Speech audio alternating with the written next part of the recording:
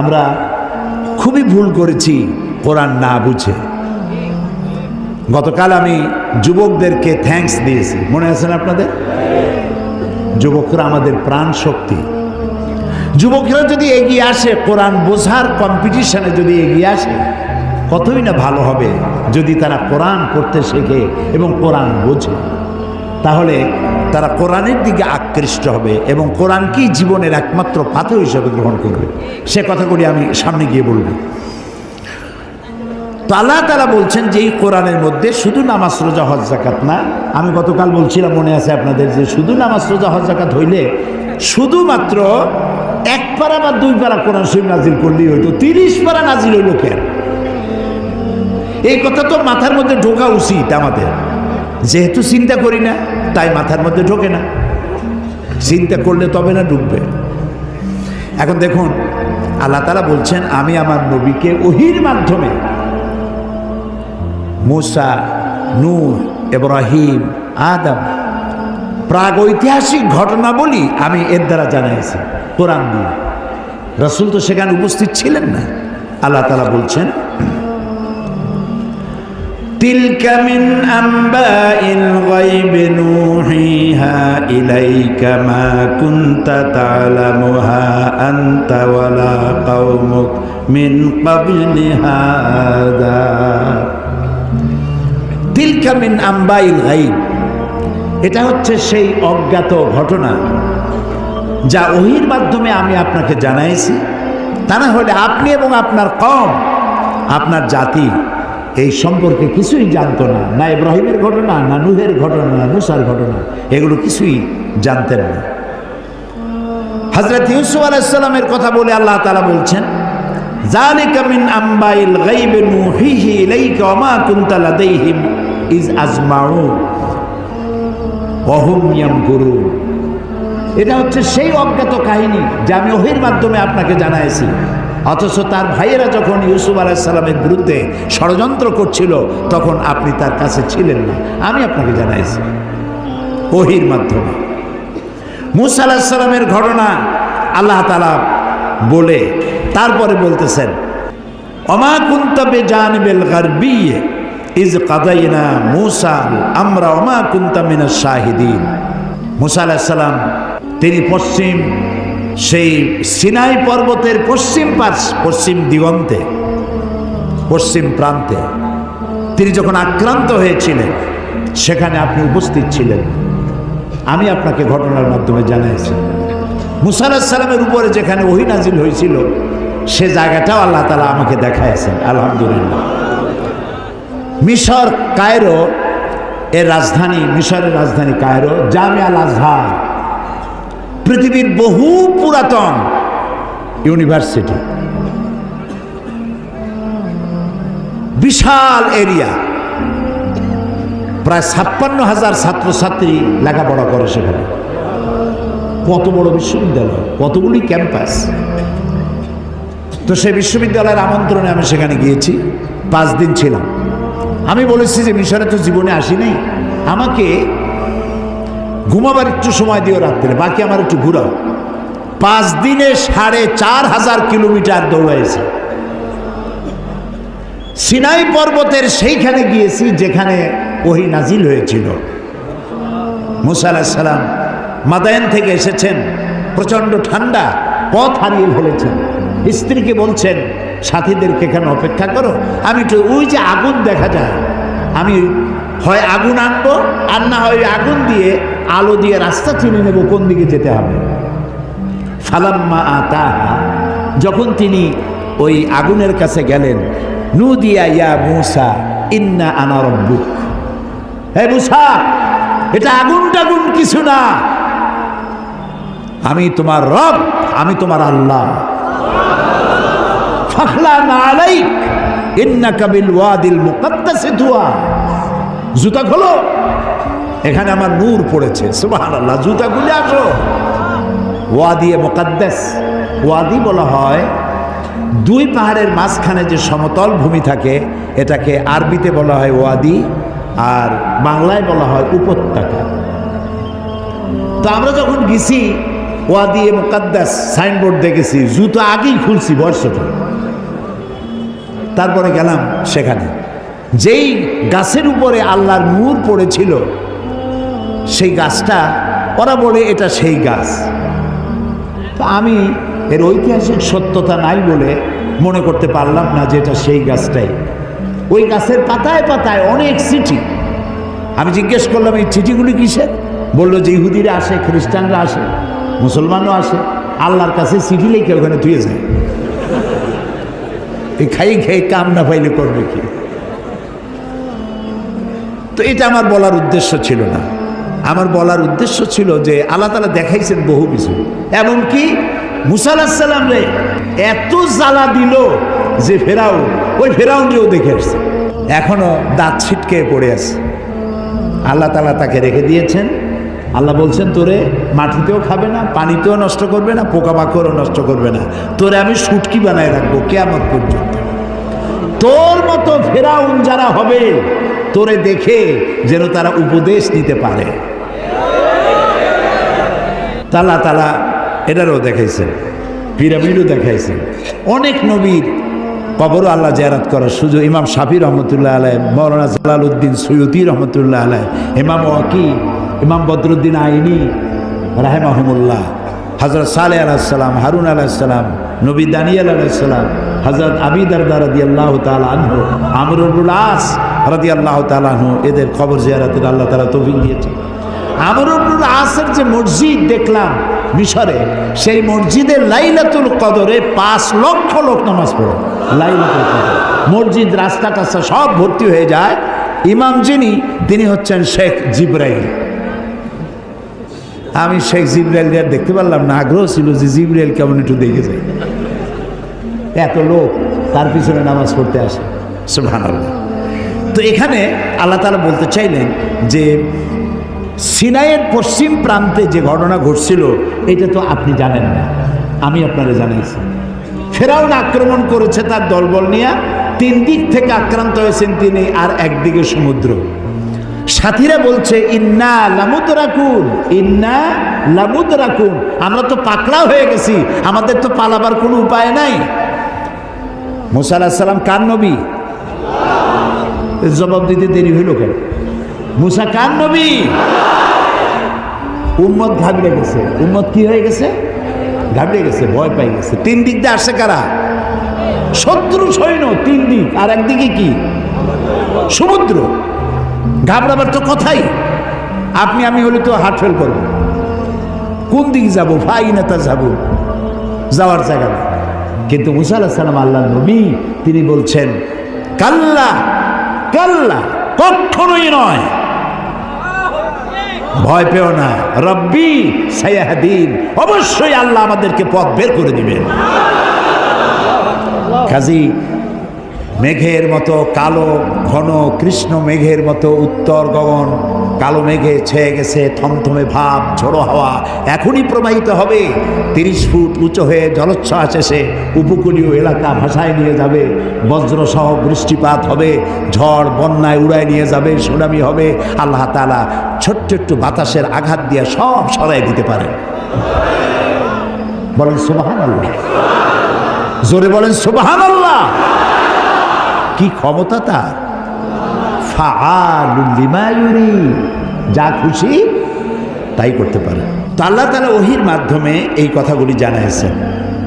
বিজ্ঞানীরা, ওই যে বলছি যে বিজ্ঞানীরা যে কথাগুলি আজ বলতেছে, যেমন 1665 খ্রিস্টাব্দে স্যার আইজ্যাক নিউটন, তিনি দেখলেন গাছের থেকে একটা আপেল পড়লো মাটিতে। তিনি তখন চিন্তা করলেন যে আপেলটা মাটিতে পড়লো কেন, এটা তো উপরে উঠে যেতে পারত। এইটা চিন্তা করলেন। চিন্তা করে করে 1665 খ্রিস্টাব্দে তিনি মাধ্যাকর্ষণ শক্তি, ল অফ গ্র্যাভিটেশন, এটা আবিষ্কার করলেন। কত খ্রিস্টাব্দে? 1665।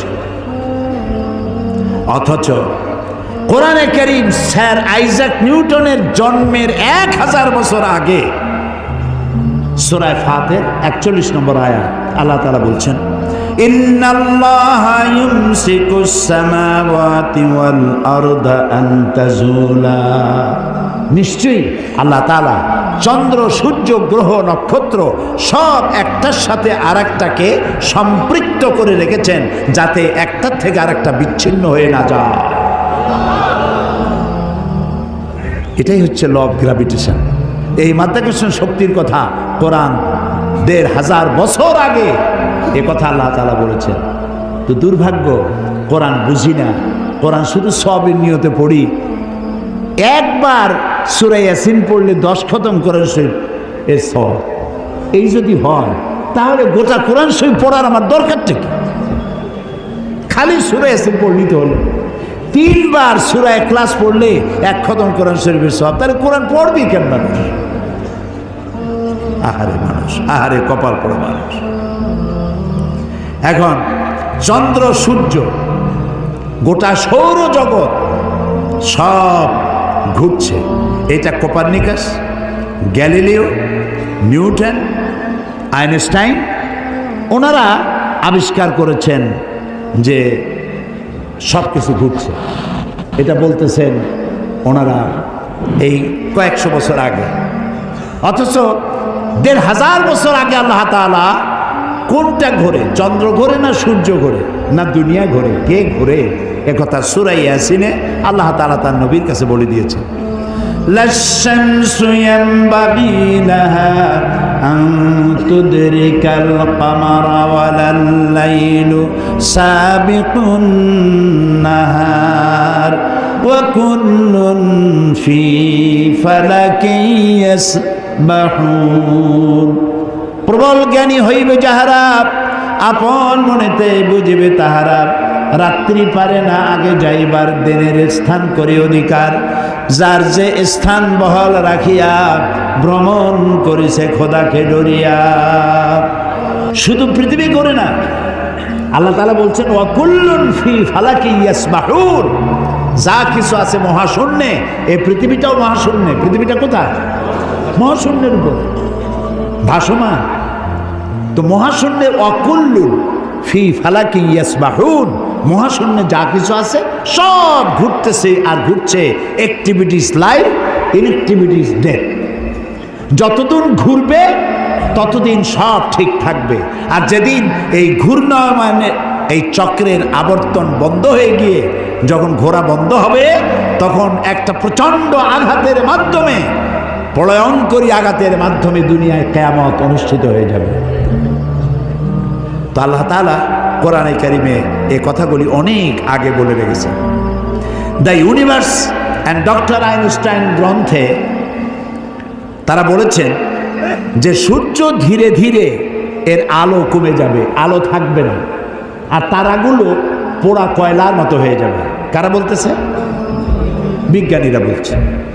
কোরআন, ওরা আজকে যেটা বললো, কোরআন বলেছে অনেক আগে। কি বলেছে? ইয়াসআলু আইয়ানা ইয়াউমুল কিয়ামাতি ফাইযা বারিকাল বাসারু ওয়া খাসাফাল কামারু ওয়া জুমিআশ শামসু ওয়াল কামার। আল্লাহ তাআলা বলছেন এরা রাসূলকে জিজ্ঞেস করে কিয়ামত কবে হবে। তো আল্লাহ তাআলা বলছেন জবাব দিয়ে দেন, কিয়ামত হবে যে সময় চন্দ্র আলো হারিয়ে ফেলবে, সূর্য আলো হারিয়ে ফেলবে, আর চাঁদ আর সূর্য এগুলি সব একাকার হয়ে যাবে। তাহলে এই কথাগুলি বিজ্ঞান আবিষ্কার করার অনেক আগে কোরআন এসব কথা বলে রেখেছে। প্রকৃতির নিয়মে একদিন সব লণ্ডভণ্ড হয়ে যাবে। কুল্লু মান আলাইহা ফান। আল্লাহ তাআলা বলেছেন সব ধ্বংস হবে, কিচ্ছু থাকবে না আল্লাহ ছাড়া। কে ছাড়া? আল্লাহ ছাড়া কেউ থাকবে না, কিচ্ছু থাকবে না। এ কথা বিজ্ঞান জানার আগে আল্লাহ তাআলা কোরআন শরীফে বলে রেখেছেন। এই যে মাত্র 100 বছর পর্যন্ত, গত 100 বছরের আগ পর্যন্ত পৃথিবীর মানুষের ধারণা ছিল যে চাঁদ নিজে আলো দেয়, চাঁদ নিজে আলো দেয়। আর বলতো বুড়ো বুড়িরা যে চাঁদের মধ্যে যে কালো কালো জিনিস দেখা যায় ওইটা হলো একটা বট গাছ, ওইখানে একটা বুড়ি থাকে। তো ছোটোবেলায় চিন্তা করতে আমার বুড়ি অনেক করে কি, তো বলতো যে বুড়ি ওইখানে সুতা কাটে। তো তখন খুব বেশি চিন্তায় পড়তাম, এত পরিশ্রম করে এই বুড়ি সুতা কাটিয়া, এই বুড়ি খায় কি? পরে জানা গেল যে ওখানে বট গাছও নাই আর ওখানে কোনো বুড়িও থাকে না। এই চাঁদ এর নিজস্ব কোনো আলো নাই, এই কথা 100 বছরের মতো হলো বিজ্ঞানীরা আবিষ্কার করেছে। কিন্তু আল্লাহ তাআলা বলে রেখেছেন 1400 বছর আগে। সুবহানাল্লাহ। আল্লাহ তাআলা সূর্যকে বলেছেন, খুব লক্ষ্য করুন, সূর্যের আরবি হচ্ছে শামসুন, সেরাজুন, ওয়াহাজুন, দিয়াউন, এগুলি সূর্যকে বলা হয়েছে। এর অর্থ কি? সূর্যকে বলা হয়েছে আলো, আলো উৎপাদনকারী, উত্তাপ সৃষ্টিকারী, আলো বিকিরণকারী, উত্তপ্ত, উজ্জ্বল, প্রজ্জ্বল, আলো বিকিরণকারী, এটা হলো সূর্য। আর চাঁদ সম্পর্কে কি বলছে লক্ষ্য করুন। আলাম তারা কাইফা খালাকাল্লাহু সাবআ সামাওয়াতিন তিবাকা وجعل القمر فيهن نورا وجعل الشمس سراجا। মহাপবিত্র সেই মহান সত্তা আল্লাহ রাব্বুল আলামিন, যিনি 7 আসমান সৃষ্টি করেছেন। ওয়াজআলাল কামারা ফীহিন্না নূরান, আর যিনি চাঁদ সৃষ্টি করে তার মধ্যে আলো দিয়েছেন। ওয়াজআলাশ শামসা সিরাজা, আর সূর্যকে করেছেন উজ্জ্বল আলো সৃষ্টিকারী।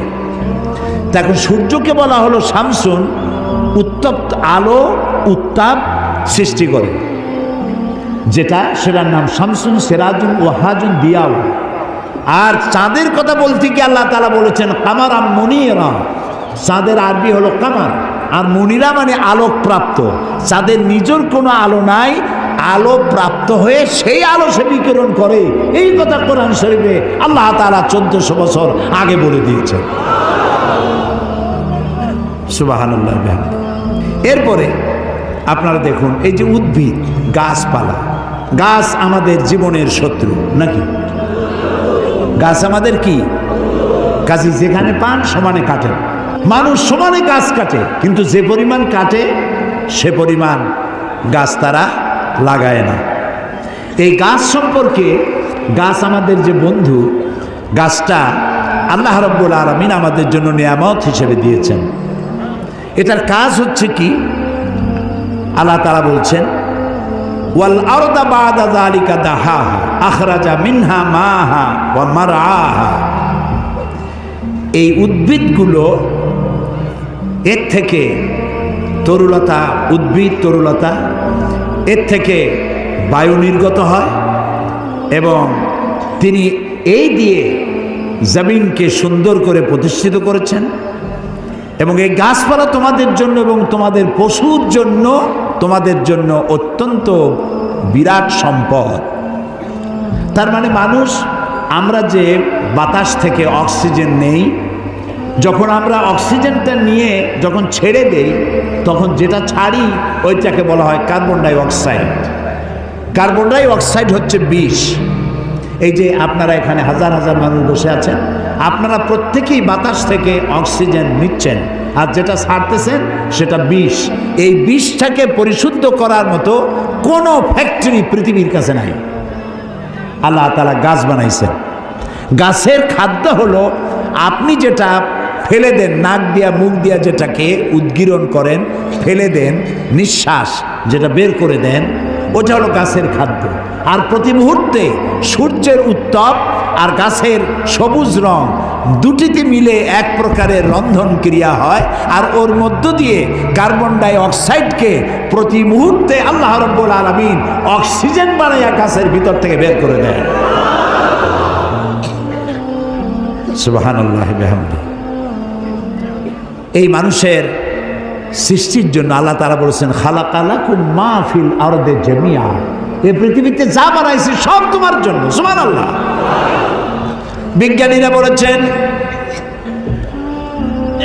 পাহাড়ের অত্যুচ্চ শিখর থেকে শুরু করে আটলান্টিক মহাসাগরের অতল তলদেশ পর্যন্ত যেখানে যা কিছু আছে সবগুলি মানব সেবায় নিয়োজিত। সব মানুষের খেদমতের জন্য আল্লাহ বানিয়েছে। এখন প্রশ্ন উঠতে পারে, সব মানুষের খেদমতে বুঝলাম, কিন্তু মশা দিয়া কি খেদমত হয়? মশার কামড়ে চোটে বাড়ি থাকতে পারি না, এ প্রশ্ন উঠতে পারে কি? উঠতেই পারে। আল্লাহ যদি সবই মানুষের কল্যাণে বানায়, তে মশা বানাইছি কি কামে? আপনি বোঝেন না, বোঝেন না। একটা মশা, একে সহজে মারাও যায় না, ওকে বহু কায়দা করে হাতটা আস্তে নিয়ে যেইটা মারবেন তার আগেই সে উড়ে চলে যাবে, খুব চালাক। এই মশা কি জন্য বানাইছেন আল্লাহ? এখন দেখেন, এই মশা মারার জন্য কত company, Mortein, aerosol, ICI company, মশারি, কত রকমের ওষুধ আর মশারি, এগুলো বানাবার পেছনে লক্ষ লক্ষ শ্রমিক কাজ করে আর লক্ষ লক্ষ মানুষের পেটের ভাত জোটে। আপনি তো বুঝবেন না কোনটার মধ্যে কি জিনিস আছে, আল্লাহ বানাইছে কেন? তোমার মাথায় তো কুলাবে না। মশা আছে বলেই তো মশারি, মশা আছে বলেই তো মর্টিন বিক্রি হয় জম্মের মতো। এখন চিন্তা হইতো, তাহলে সাপ বানাইছে কেন? সাপ বানাইছে কেন তা জানুন না তো? সাপের চামড়া দিয়া, সাপের চামড়ার মেলা দাম, এ দিয়ে ভ্যানিটি ব্যাগ তৈরি হয়, মহিলারা ব্যবহার করে, খুব দামি। আর সাপের বিষ, এটা দিয়ে ঔষধ তৈরি হয়। সব থেকে বিষাক্ত সাপ যেটা, যেই সাপের বিষ ব্লাড টাচ করার সাথে সাথে মানুষ মারা যায়, এই ধরনের মারাত্মক আফ্রিকান কোবরা, সেই সাপের বিষ দিয়ে মানুষের জীবন রক্ষাকারী লাইফ সেভিং মেডিসিন তৈরি হয়। সুবহানাল্লাহ। মরবে ঠিক, মানুষ মরবে ঠিক, কিন্তু মরার আগেও কথা বলে মরবে, এরকম ওষুধ সাপের বিষ দিয়ে তৈরি হয়। সুবহানাল্লাহ, সুবহানাল্লাহ। আমরা আল্লাহ তাআলার সৃষ্টি সম্পর্কে গবেষণা করলেই বুঝতে পারবো, আর চিন্তা ভাবনা না করলে খালি যদি খায়, জম্মের খাওয়া খাইয়া পেট একটা তরমুজের সাইজ বানায় খালি, কিন্তু চিন্তা করে না খাইলাম কি। প্রিয় ভাই সব, এরপরে আল্লাহ তাআলা এই কোরআন শরীফের মধ্যে বলেছেন, আমি তোমাদেরকে পানি দিয়েছি। কি দিয়েছি বলেন না? পানি। জীবনের জন্য পানি সব থেকে বেশি প্রয়োজন। জীবনের জন্য সব থেকে বেশি প্রয়োজন কি? পানি। এই পানি এর এক নাম হলো জীবন। পানির এক নাম, এই পানি যদি বগুড়ায় 10 ফিট উঁচু হয়ে আসে, নাম হবে কি? মরণ। একটু আগেই জীবন, পর মুহূর্তে মরণ। এই পানি আল্লাহ তাআলা জীবনের জন্য পানি সৃষ্টি করেছেন। ফারাক্কার বাঁধটা, নানান রকমের বাঁধ দিয়ে, আন্তর্জাতিক নদীর বাঁধটা দিয়ে পানির সরবরাহ হবে, নদীর নাব্যতা কমে যাবে, আপনার পানির সংকট হতে পারে। এটা সব থেকে বেশি কে জানে? এই আল্লাহর নামে তো আসছে কোন কেন, কে জানে? ওই আল্লাহ রাব্বুল আলামিন প্রাণী জগতের সবচাইতে বেশি প্রয়োজনীয় যেই জিনিসটি পানি, সেই পানির জন্য আল্লাহ রাব্বুল আলামিন একটি মহাদেশ, যেটা শুধু পানির পাহাড় অর্থাৎ বরফের পাহাড় দিয়ে ঘেরা একটা মহাদেশ, মানুষ নাই, জন নাই, মহাদেশটা শুধু পানির বরফের পাহাড় দিয়ে আল্লাহ বানায় রাখছেন। নাম কি? অ্যান্টার্কটিকা। এখানে শুধু আছে শ্বেত ভল্লুক আর আছে পেঙ্গুইন, পেঙ্গুইন পাখি। এই পেঙ্গুইন পাখি পানির মধ্যেও ডুবাইতে পারে, বাতাস দিয়েও উঠতে পারে। এই পেঙ্গুইন পাখিগুলি আমি দেখেছি, সে ডিম পেড়ে তাকে 3 মাস 90 দিন ডিমে তা দিতে হয়। ডিমটা পারলো কিসের মধ্যে? বরফের মধ্যে।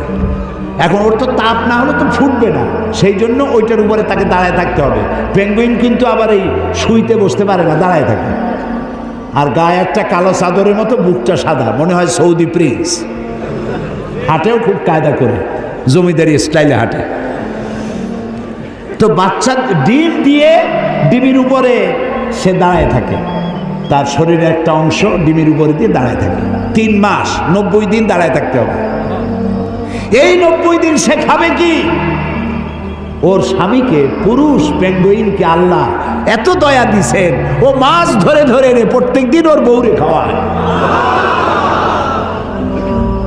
সুবহানাল্লাহ, সুবহানাল্লাহ। এই যে টেলিভিশনের মধ্যে নানান রকমের আছে কি বলে চ্যানেল, এইসব হাবিজাবি উল্লুক মার্কা লাভ ঝাপ না দেখা অ্যানিমেল প্ল্যানেট দেখেন, ডিসকভারি দেখেন, ন্যাশনাল জিওগ্রাফি দেখেন। পশুর মধ্যেও কত মায়া আল্লাহ দান করেছেন। আমার নিজের চোখে দেখলাম এক ক্ষুধার্ত ক্ষুধার্ত বাঘ না সিংহী, এই সিংহী ক্ষুধার্ত একটা হরিণের পালের উপরে জাম্প করেছে, হরিণ দিছে দৌড়, কিন্তু একটা বাচ্চা হরিণ সে কোনো রকম দাঁড়ায় আবার পড়ে যায়, দাঁড়ায় মনে 3-4 দিন হয়েছে, দৌড়াইতে পারে না। সিংহটা ওর কাছে গেল, আমি মনে করলাম যে খাইয়ে ফেলাবে এখনই। তা দেখলাম যখন হরিণটা পড়ে যায় তখন হাতটা দিয়ে এরকম উঁচু করে দাঁড় করায় দেয়, এইভাবে দাঁড় করাইলো, শুয়ে পড়লো, দাঁড় করাইলো, সে এরকম ঠেলতে ঠেলতে নিতে নিতে সিংহীর বাচ্চাগুলি যেখানে শোয়া সেইখানে এই বাচ্চাটারে নিয়ে গেল, নিয়ে নিজে কাইত হয়ে শুয়ে পড়লো। বাচ্চারাও, সিংহের বাচ্চারাও দুধ খাইলো, হরিণের বাচ্চাটাও দুধ খাওয়ালো। তার মানে এই সিংহ তার হিংস্রতা মাতৃত্বের স্নেহের সামনে এটা অবনমিত হয়ে গেছে, হার মেনে গেছে। সুবহানাল্লাহ। আমাদের দেশে যখন মারামারি হয় একটু বোঝা উচিত যে কারে মারতেছি। এই যে মারতেছি, ওর বউ তো বিধবা হয়ে যাবে, ওর বাচ্চাটা তো এতিম হয়ে যাবে। এই চিন্তা যদি আমাদের থাকতো, পশুর যে জ্ঞান আছে আমাদের তাও নাই। এই পৃথিবীতে যত কুমিরে মানুষ মারলো, কুমিরে খাইলো, হাঙ্গরে খাইলো, বাঘে খেলো, সাপে খেলো, পৃথিবীর সমস্ত প্রাণী, হিংস্র প্রাণীরা যত না মানুষ মেরেছে তার থেকে 1000 গুণ বেশি মানুষেরা নিজেরা মারামারি করছে, বেশি মরেছে, বেশি। আকল কাজ করে না, কমন সেন্স কাজ করে না। তো আল্লাহ তাআলা এই পানি দিয়েছেন, পানির অনেক দাম। এই যে এখানে মহিলাদের মাহফিল ছিল, আপনারা যত পুরুষ আসছেন এর থেকে কোনো অংশে কম হয় নাই। এত মেয়ে লোক আসছিল সকাল 10টায়, আলহামদুলিল্লাহ। আমি বগুড়ার সমস্ত মা বোনদেরকে আমার অন্তরের অন্তঃস্থল থেকে ধন্যবাদ জানাই। তারা বহু প্রশ্ন আমাকে করেছেন, এক গাদা প্রশ্ন, সব প্রশ্নের জবাব দিতে গেলে হয়তো রাত এই পর্যন্ত হয়ে যেত। এত প্রশ্ন করছে, খাইয়া না খাইয়া যদ্দূর পারছি জবাব দিছি। তার মধ্যে একটা প্রশ্ন ছিল পানির ব্যাপারে, পানি অপচয় করা যাবে কিনা। আমি বলেছি আমি তো জবাব আন্দাজে দেই না, আমি আলহামদুলিল্লাহ, আল্লাহ শকর, আপনারা যারা এখানে আলেম বসে আছেন আমি আপনাদের পর্যায়ে পড়ি না, আমি খুবই ছোট মানুষ, তালেবে ইলম মানুষ। আমি যেটুক পড়েছি সেটুক বলি, না পড়িয়া না দেখা আন্দাজে গপ্প করি না। তো আমি হাদিসে পড়েছি, সাহাবায়ে কেরাম প্রশ্ন করেছেন রসুলের কাছে, আমরা উজু করতে গেলে রসুল বলেছেন পানি অপচয় করবা না। সাহাবী একজন প্রশ্ন করলেন যে উজু করতে গিয়ে একটু বেশি পানি খরচ হলে তাতে কোনো অসুবিধা আছে? রসুল জবাব দিলেন, তুমি যদি প্রবাহিত নদীর কিনারে দাঁড়াইয়া উজু করো পানির অপচয় করতে পারবা না। সুবহানাল্লাহ বলবেন না? এখন আপনি কত পানি খরচ করেন দেখেন তো, টেপ একটা সাইয়া দিয়া জনমের মতো, একটা চায়ের কাপ ধুইতে গিয়ে একটা কলস ধোয়ার পানি খরচ করতেছে। বগুড়া কি গ্যাস আছে? আছে। একটা মেসের কাঠি খরচ হবে সারা দিন, গ্যাসের চুলা চলতে থাকে। আপনি আল্লাহর নিয়ামতের না শকর, একটা মেসের কাঠি দিলেই তো যখন খুশি তখন আপনি জ্বালাইতে পারেন। আপনি কেন বাড়িতে বলেন না যে জ্বালাই রাখবে না? অধিকাংশ বাড়িতে এইভাবে এই গ্যাসের চুলা চলে থাকে বলে আমরা খবর পেয়েছি। অন্যায়। প্রত্যেকটি নিয়ামত সম্পর্কে কিয়ামতে আল্লাহর কাছে জবাবদিহি করতে হবে, কাজে এগুলি নিয়ামত। এখন এই পানি আল্লাহ তাআলা বলছেন, দেখো সৃষ্টি জগতের জন্য পানি প্রয়োজন, সেই পানিটা আমি জলাধার করেছি। এই নদীগুলো কে কাটছে? আছে না বগুড়া নদী আছে না, নাম কি? করতোয়া নদী। আর না করতোয়া এখন তো দৈনিক পত্রিকা, নদী গেছে পত্রিকা হয়ে, বাঙালি যমুনা। ও যমুনা আছে। আচ্ছা, এই নদীগুলো কে বানাইছে? কোন সরকার? কে কে বানিয়েছেন?